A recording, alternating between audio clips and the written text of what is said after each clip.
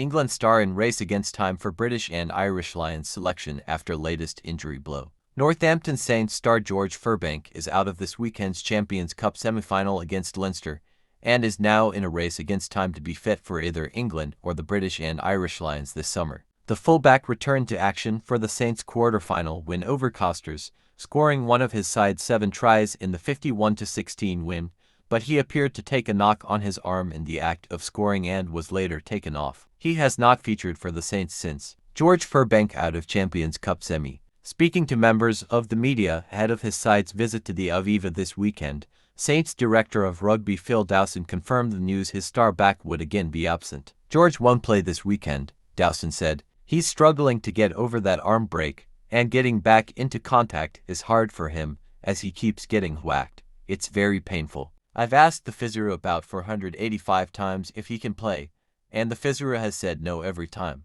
Leinster provide RG Snyman and James Ryan update for Champions Cup semi-final. The Cambridgeshire native was a core part of Northampton's title-winning side last season and had also become Steve Borthwick's go-to man at 15, but a broken arm picked up in their win over the Bulls in Pretoria has derailed his season. As a result of his injury, Furbank missed the entirety of England's Six Nations campaign, with Freddie Stewart, Marcus Smith and Elliot Daly filling the void at fullback, and only made his Saints comeback in the win over Costers for months after the initial injury. Prior to his injury, Furbank was one of the leading contenders to feature in Andy Farrell's British and Irish Lions squad, and even if he didn't make that, he would have certainly toured the Americas with England this summer.